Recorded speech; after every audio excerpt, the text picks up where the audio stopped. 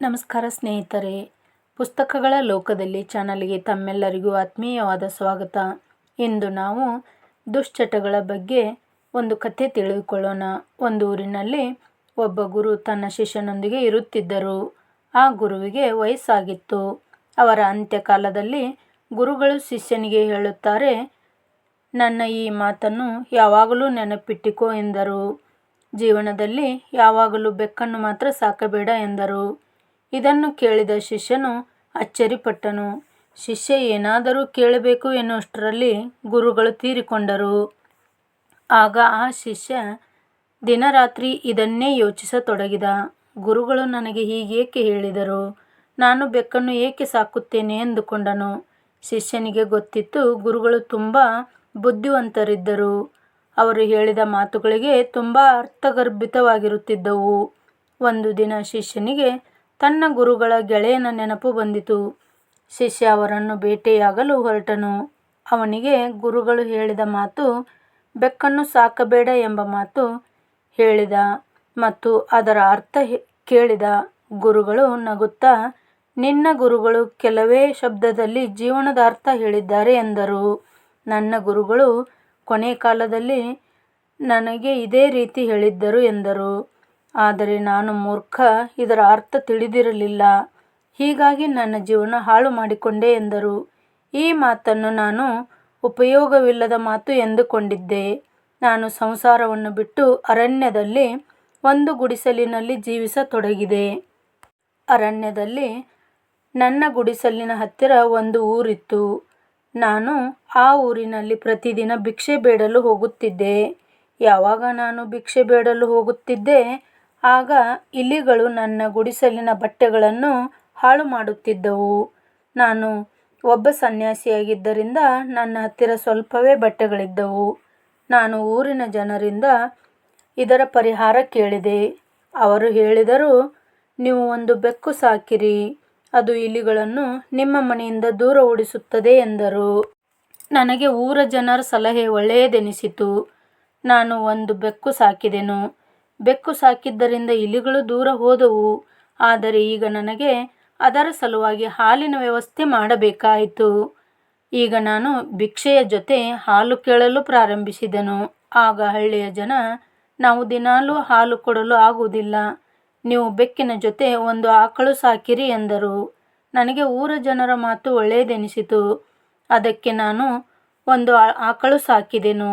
ಆಕಳು ಸಾಕಿದ್ದರಿಂದ ಹಾಲಿನ ಸಮಸ್ಯೆ ದೂರವಾಯಿತು. ಈಗ ನನಗೆ ಬೆಕ್ಕಿನ ಜೊತೆ ಆಕಳನ್ನು ನೋಡಿಕೊಳ್ಳಬೇಕಾಯಿತು. ಆಕಳಿಗಾಗಿ ಹುಲ್ಲು ಮತ್ತು ಮೇವಿನ ವ್ಯವಸ್ಥೆ ಮಾಡಬೇಕಿತ್ತು. ನನ್ನ ಗುಡಿಸಲಿನ ಹತ್ತಿರ ಮೇವು ಇರುತ್ತಿರಲಿಲ್ಲ. ಈಗ ನಾನು ಭಿಕ್ಷೆಯ ಜೊತೆ ಊರಿನ ಜನರಲ್ಲಿ ಮೇವು ಕೂಡ ಕೇಳುತ್ತಿದ್ದೆ.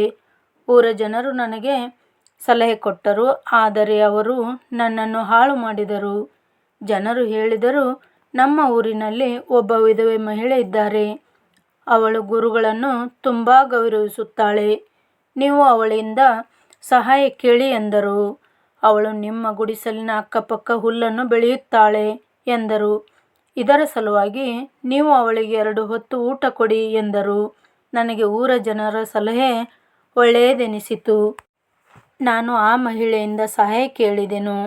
ಆ ಮಹಿಳೆ ತುಂಬ ನಿಷ್ಠಾವಂತಳು ಮತ್ತು ಶ್ರಮಜೀವಿಯೂ ಆಗಿದ್ದಳು. ಅವಳು ಗುಡಿಸಲಿನ ಪಕ್ಕ ಹುಲ್ಲು ಮತ್ತು ಮೇವು ಬೆಳೆಸಿದಳು. ಜೊತೆಗೆ ಧಾನ್ಯಗಳನ್ನು ಬೆಳೆಯಲು ಪ್ರಾರಂಭಿಸಿದಳು. ಅವಳು ನನ್ನ ಬೆಕ್ಕು ಮತ್ತು ಆಕಳನ್ನು ನೋಡಿಕೊಳ್ಳುತ್ತಿದ್ದಳು. ಆ ಮಹಿಳೆ ವಯಸ್ಕಳಾಗಿದ್ದಳು. ನನಗೆ ಅವಳ ಜೊತೆ ಪ್ರೀತಿ ಬೆಳೆಯಿತು.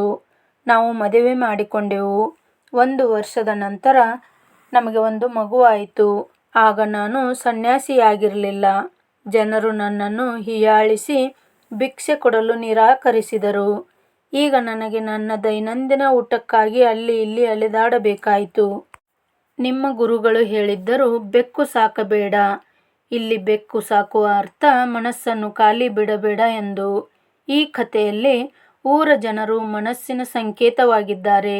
ಯಾವ ತರಹ ಮನಸ್ಸು ನಮಗೆ ಆಸೆ ಕೊಡುತ್ತದೆಯೋ ಅದೇ ತರಹ ಊರ ಜನರು ಕೂಡ ನನಗೆ ಒಂದು ಸಾರಿ ಬೆಕ್ಕು, ಮತ್ತೆ ಆಕಳು, ಮತ್ತೆ ಮಹಿಳೆ, ಹೀಗೆ ಆಕರ್ಷಣೆಗಳನ್ನು ಕೊಡುತ್ತಾ ಹೋದರು.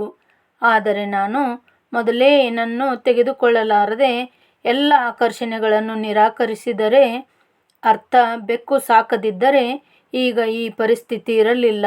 ಸ್ನೇಹಿತರೆ, ನಮ್ಮ ಜೀವನದಲ್ಲಿ ಯಾವುದೇ ರೂಢಿ ಇದ್ದರೆ ಅದು ಸಿಗರೇಟ್ ಆಗಿರ್ಬೋದು, ತಂಬಾಕು ಆಗಿರ್ಬೋದು, ಸರಾಯಿ ಆಗಿರ್ಬೋದು, ಬೀಡಿ ಸೇದುವುದಾಗಿರ್ಬೋದು, ಎಲ್ಲವೂ ಮನಸ್ಸಿಗೆ ಕೊಡುವ ಆಕರ್ಷಣೆಯ ಪರಿಣಾಮಗಳು. ನಮ್ಮ ಮನಸ್ಸು ನಮಗೆ ಹೇಳುತ್ತದೆ ಒಂದು ಸಾರಿ ಟ್ರೈ ಮಾಡು ಎಂದು, ಅದಾದ ಮೇಲೆ ಎಂದೂ ಉಪಯೋಗಿಸಬೇಡ ಎಂದು. ಆದರೆ ಒಂದು ಸಾರಿ ಉಪಯೋಗಿಸಿದ ಮೇಲೆ ಅದರಲ್ಲಿ ನಮಗೆ ಖುಷಿ ಸಿಗಲು ಪ್ರಾರಂಭವಾಗುತ್ತದೆ, ನಮಗೆ ಅದರ ರೂಢಿ ಆಗುತ್ತದೆ. ಯಾವುದೇ ಜನರುಗಳಿಂದ ಆಕರ್ಷಿಸದಾಗದೆ ನಮ್ಮ ಮನಸ್ಸನ್ನು ನಮ್ಮ ಹತೋಟಿಯಲ್ಲಿಟ್ಟುಕೊಳ್ಳೋಣ. ಯಾವ ಊರ ಜನರ ಮಾತು ಕೇಳದೆ ನಮ್ಮ ನಿರ್ಧಾರಗಳನ್ನು ನಾವು ಅನುಸರಿಸಬೇಕು. ಇದರ ಅರ್ಥ ಬೆಕ್ಕು ಸಾಕುವ ಕೆಲಸ ಬೇಡ. ಆಡಿಯೋ ಕೇಳಿದ್ದಕ್ಕಾಗಿ ತುಂಬ ಹೃದಯದ ಧನ್ಯವಾದಗಳು.